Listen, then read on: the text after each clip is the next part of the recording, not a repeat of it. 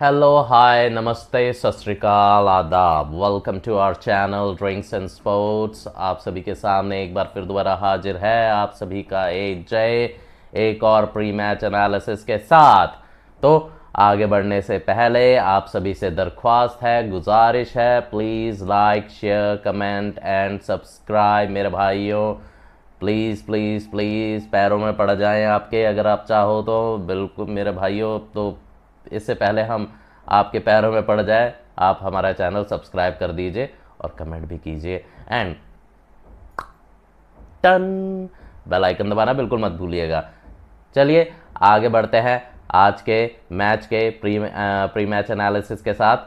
तो आज का मैच है match number 40 of IPL season 18 2025 और आज का मैच होने जा रहा है Lucknow super giants versus Delhi Capitals.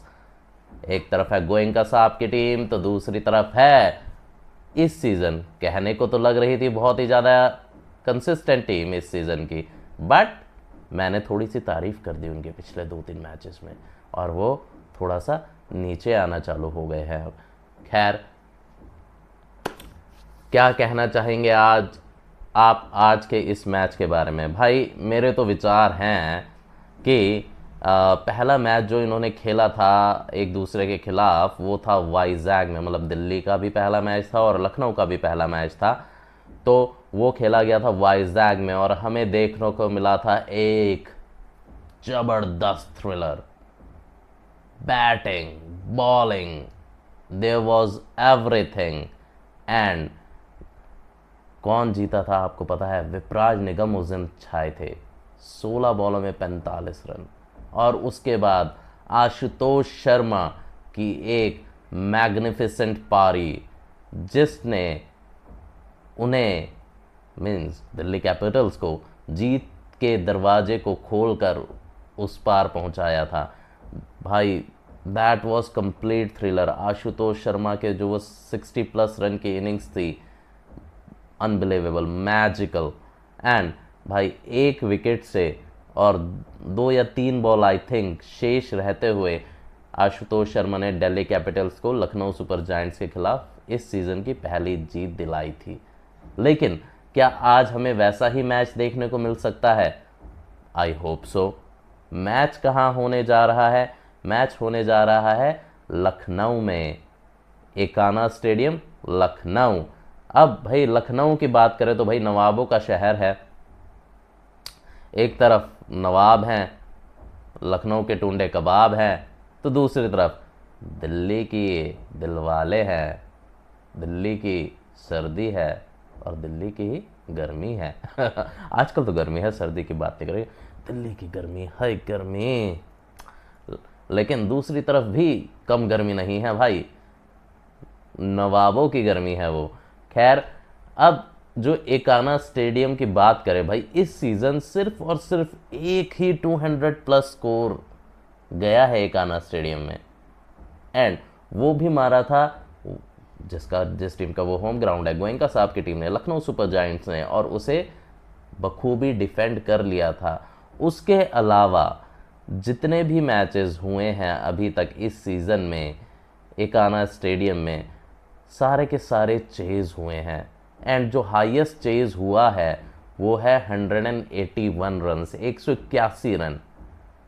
अब भाई लोगों, मेरा जो मानना है, अगर आप कंफर्टेबल स्थिति में रहना चाहते हैं तो 190 प्लस 190 या 190 से ज़्यादा का स्कोर खड़ा कीजिए एंड देन जीत आपकी हो सकती है। क्या कहते हैं फिर? तो जो भी टीम पहले खेले भाई कोशिश करे कि 190 प्लस का स्कोर खड़ा करे एंड देन आराम से, क्योंकि दोनों टीम्स की जो बॉलिंग लाइनअप्स है वो बहुत ही अच्छी हैं और इनफॉर्म बॉलिंग लाइनअप्स हैं, ठीक है। तो दोनों के दोनों ही ये जो टोटल है 190 प्लस का वो डिफेंड कर सकते हैं। बट स्टिल अभी तक का जो रिकॉर्ड है रहा है वो सिर्फ एक ही मैच सिर्फ डिफेंड हुआ, बाकी सारे चेज हुए तो कह नहीं सकते। But still 190 plus will be a good score on this ground. Now अब बात करते हैं इन दोनों के पिछले मैचेस की, अगर मैं मतलब किस फॉर्म से आ रही है। पहले एक बात कर लेते हैं दिल्ली कैपिटल्स की। दिल्ली कैपिटल्स भाई बहुत ही ज़बरदस्त फॉर्म में चल रही थी, लगातार जीत का चौका मार दिया था, लेकिन लास्ट 3 मैचेस में थोड़ा सा वो अपनी वो पुरानी लय पर आ गए हैं। मतलब कि मुंबई इंडियंस के खिलाफ हार जाना, देन राजस्थान रॉयल्स के खिलाफ सुपर ओवर में जीतना। अगर वो मिचेल स्टार्क का वो लास्ट ओवर ना होता और मिचेल स्टार्क वो सुपर ओवर ना कराते, मतलब वो जो उनकी रिदम थी, जो उनका फॉर्म था उस दिन, अगर वो ना होता तो फिर दिल्ली कैपिटल्स का जीतना नामुमकिन था। एंड थोड़ा सा जो रोल प्ले करा वो था राजस्थान रॉयल की इनकन्सिस्टेंसी ने भी। एंड देन फिर अगेन गुजरात टाइटंस के खिलाफ 203 रन जरूर मारे थे, बट अगेन उनकी बॉलिंग नहीं चल पाई उस दिन, तो वो 203 रन ईजिली डिफेंड करके ले गए गुजरात टाइटंस। नाउ अगर बात करते हैं लखनऊ सुपर जायंट्स की, लखनऊ सुपर जायंट्स भी भाई ठीक ठाक फॉर्म में ही है। आपके आई थिंक 4 जीते हैं वो अभी तक, 7 में से 4 जीते हैं, 7 में से 4 जीते हैं वो अभी तक, तो 8 पॉइंट्स के साथ अभी 5वें नंबर पर है वो। लेकिन जो लास्ट मैच उन्होंने भी जो खेला था राजस्थान रॉयल्स के खिलाफ, वो कहीं भी जीतते हुए नहीं दिख रहे थे। वहाँ पर भी जैसे मिचेल स्टार्क का उस दिन फॉर्म अच्छा था राजस्थान रॉयल्स के खिलाफ, यहाँ पे आवेश खान का फॉर्म अच्छा था। या यही कहें कि राजस्थान रॉयल्स इस साल मैच जीते हुए मैच भाई दूसरी टीमों को गिफ्ट तोहफे में दे रही है, हम ये भी कह सकते हैं, क्योंकि वो भी मैच राजस्थान रॉयल्स के खिलाफ ही था। तो अब ये कहना जायज़ ना होगा कि भाई कि दोनों टीमें बहुत अच्छा खेल रही हैं। दोनों टीमें भाई अच्छा तो नहीं खेल रही हैं पिछले 2-4 मैचों से, लेकिन बट स्टिल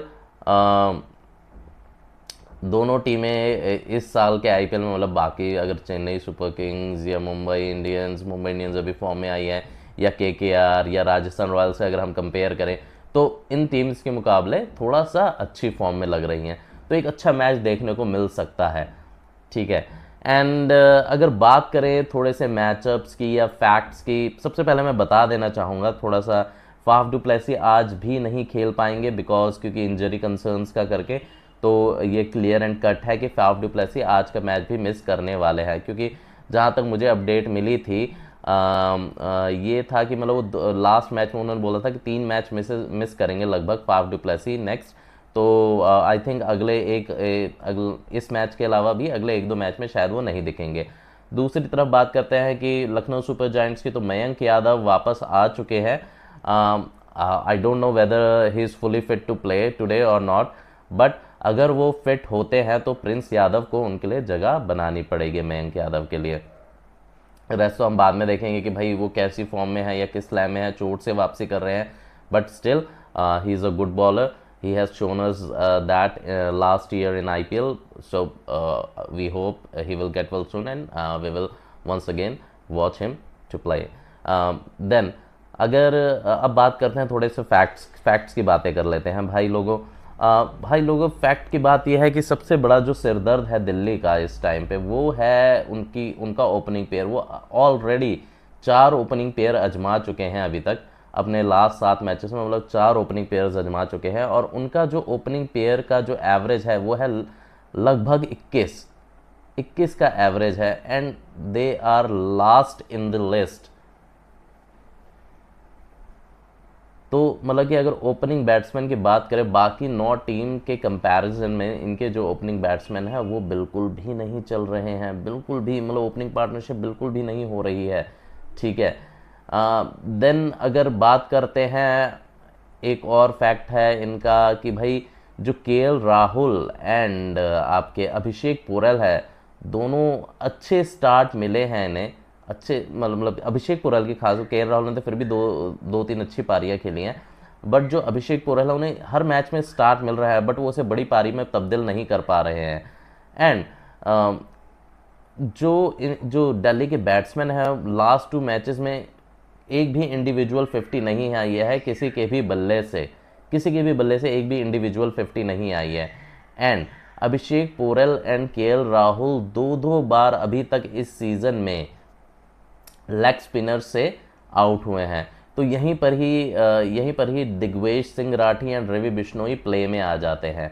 तो अगर अभिषेक पोरेल और केएल राहुल बैटिंग कर रहे हैं तो देन ऑब्वियस सी चॉइस रहेगी दिग्वेश सिंह राठी एंड में, या फिर रवि बिश्नोई को लगाइए एंड आपको केएल राहुल या फिर उनकी विकेट मिल सकती है।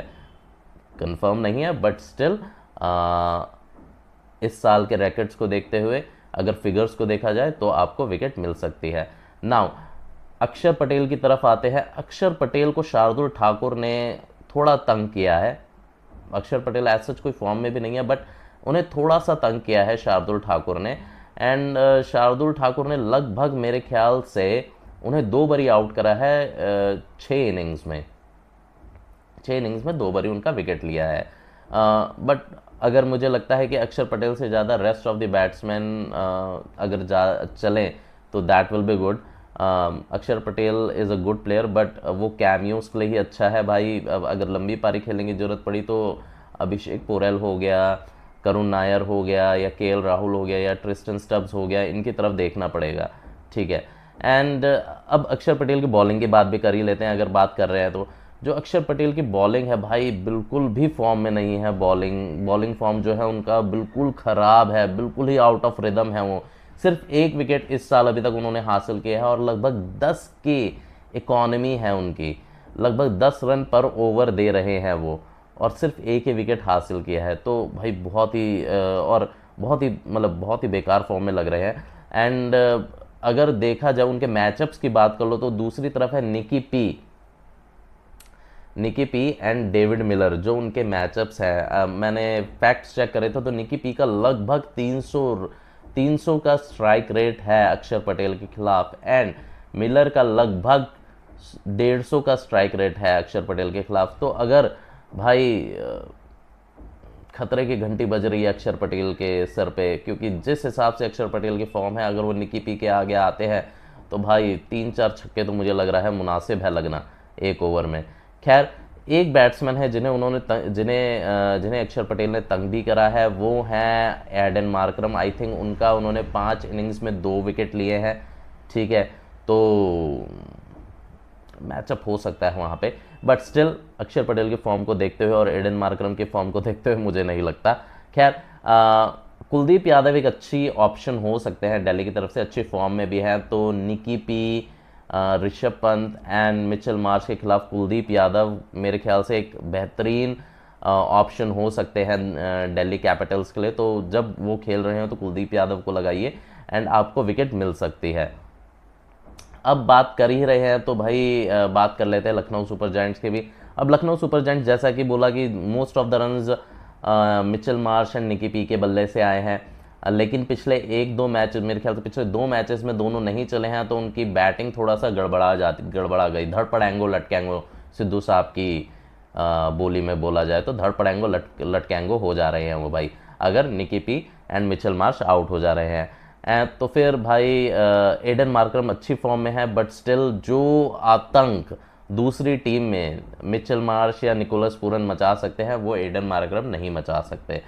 और उनको उनके कप्तान साहब ऋषभ पंत का भी बिल्कुल साथ नहीं मिला है, बिल्कुल भी साथ नहीं मिला है।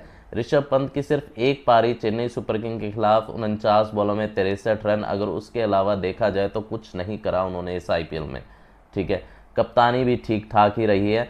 अगर निकोलस पूरन या मिचेल मार्श ना होते इस टीम में तो कप्तानी भी बेकार हो जाती, ठीक है। तो भाई अगर and one more thing, IPL 2024 से उन्होंने आईपीएल में जो मैचेस खेले हैं तो 8 बार वो स्पिन बॉलिंग पर आउट हुए हैं एंड जो उन्होंने रन बनाए हैं स्पिन बॉलिंग पे वो हैं लगभग 32 रन 35 बॉलों में 71 के स्ट्राइक रेट से एंड 50% का लगभग 50% उनका डॉट बॉल प्रतिशत है स्पिनर्स के खिलाफ। तो भाई ऋषभ पंत बहुत ही मुश्किल में नज़र आ रहे हैं मुझे। तो ये थे फैक्ट्स एंड मैचअप्स। ग्राउंड की बात में आपको कर ही चुके हैं हम। तो बात कर लेते हैं टीम लाइनअप्स की। अब मैं दोनों की बैटिंग लाइनअप डिस्कस कर लेता हूँ। पहले करते हैं दिल्ली कैपिटल्स की। दिल्ली कैपिटल्स के पास हैं अभिषेक पोरेल, करुण नायर, केएल राहुल, अक्षर पटेल, ट्रिस्टन स्टब्स, आशुतोष शर्मा, विपराज निगम। तो ये लगभग 7 बैट्समैन है। डॉनवन फेरेरो को भी खिला सकते हैं। तो अगर डॉनवन फेरेरो को खिलाते हैं तो भाई लगभग लगभग 8 बैट्समैन हो जाते हैं इनके पास। मेरे को लगता है डॉनवन फेरेरो को थोड़ा मिडल ऑर्डर में खिलाना चाहिए, cause he is a good batsman. He played I have seen him in South African T20 League and he is a good player. अगर उसे मिडल ऑर्डर में आप खिलाते हैं या तो फिर मतलब लास्ट मैच की तरह नहीं बिल्कुल 8वें नंबर पर भेजे, तो इससे बेटर है आप उन्हें चौथे 5वें मतलब 5वें नंबर पे भेजिए। And I think he can score और he can give you a good cameo like 16 ball 30 runs और 20 ball 35 run, something like that. तो ये जो छोटा सा अगर आप कैमियो एक्सपेक्ट कर रहे हैं तो उन्हें भाई 5वें या 6ठे नंबर पे खिलाइए, ना कि 8वें नंबर पे लेके आइए लास्ट मैच की तरह।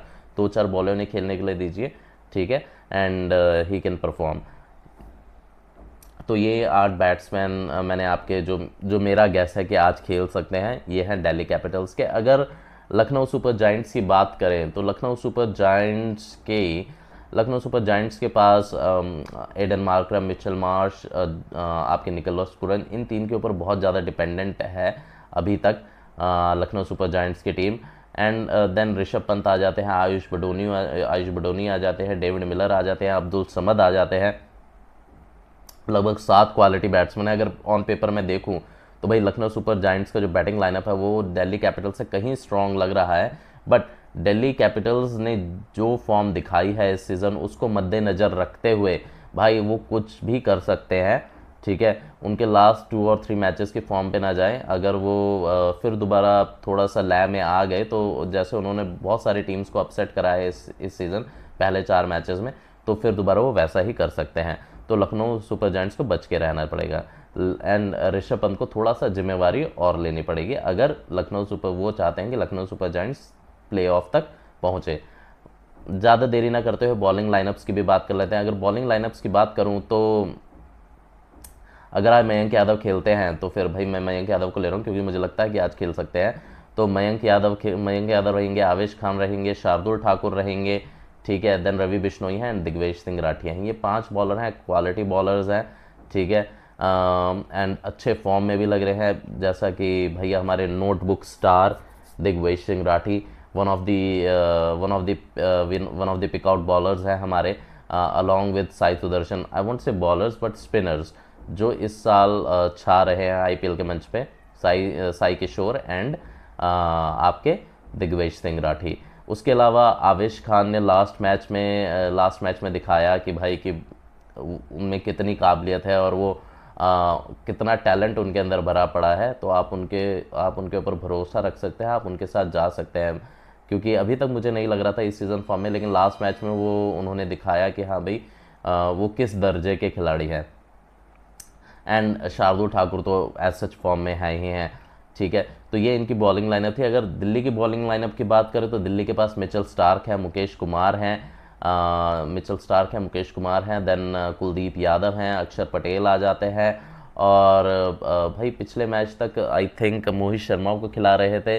तो मैं चाहता हूँ यार मोहित शर्मा की बजाय आप दुष्मंता चमीरा को खिला दीजिए। दुष्मंता चमीरा एक अच्छी ऑप्शन हो सकते हैं, निकी पी के खिलाफ उनका रिकॉर्ड भी अच्छा है, तो दुष्मंता चमीरा को खिलाइए। वैसे भी आप 3 प्लेयर्स हैं, तो चौथा जो आपका फॉरनर का स्पॉट है, I think Mohit Sharma form में नहीं लग रहे हैं, बिल्कुल भी फॉर्म में नहीं लग रहे हैं।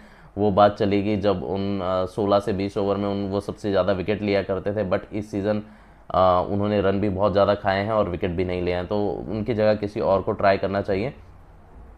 तो आई थिंक आप मोहित शर्मा की जगह दुष्मंता चमीरा को रख लीजिए। लखनऊ सुपर जायंट्स की फ्रेंचाइजी से खेल भी रखे हैं, थोड़ा सा अंदाज़ा भी है उन्हें लखनऊ की पिच का, तो he will become a bit helpful for Delhi capitals, और he will be a bit helpful for Delhi capitals. So फिर दोबारा एक बार बता देता हूँ मैं आपको teams, bowling lineup. Vipraj Nigam, भूल गया था मैं, विपराज निगम है, अक्षर पटेल है, कुलदीप यादव है, ये उनके 3 स्पिनर्स हैं। देन मिचेल स्टार्क हैं, दुष्मंता चमीरा मैं उनके साथ जाना चाहूँगा, एंड आपके मुकेश कुमार हैं। तो ये थी टीम। दोनों टीम बहुत अच्छी हैं। बॉलिंग लाइनअप तो भाई दोनों का ही ब्रिलियंट है, लेकिन जो बॉलिंग लाइनअप का जो पलड़ा भारी है वो है दिल्ली कैपिटल्स का, बिकॉज कि बहुत अच्छी फॉर्म में है, कुलदीप यादव अच्छी फॉर्म में है, मिचेल स्टार्क अच्छी फॉर्म में है। अगर सिर्फ अगर अक्षर पटेल को हटा दिया जाए तो फिर देन आपके विपराज निगम भी अच्छी फॉर्म में है। तो ये 3 बॉलर बहुत ही क्वालिटी बॉलर्स हैं एंड अच्छी फॉर्म में भी लग रहे हैं। तो भाई बच के रहना पड़ेगा लखनऊ सुपर जायंट्स के बैट्समैन को। एंड अगर बैटिंग की लाइनअप की बात करो तो भाई काफ़ी हद तक लखनऊ सुपर जायंट्स के पास बहुत अच्छे बैट्समैन हैं इंस्टेड ऑफ दिल्ली कैपिटल्स, अगर कंपैरिजन किया जाए तो। जहाँ तक मुझे लगता है ये लखनऊ की बैटिंग एंड मीन्स नवाबों की बैटिंग एंड दिल वालों की बॉलिंग, ठीक है। तो मैच में बहुत मज़ा आने वाला है मेरे भाई। हम तो न्यूट्रल फैंस हैं, आज हमारी तरफ से जो मर्जी जीत जाए, बस मैच देखने का मज़ा आना चाहिए। खैर ज़्यादा देरी ना करते हुए स्कोर प्रेडिक्शंस की तरफ बढ़ते हैं।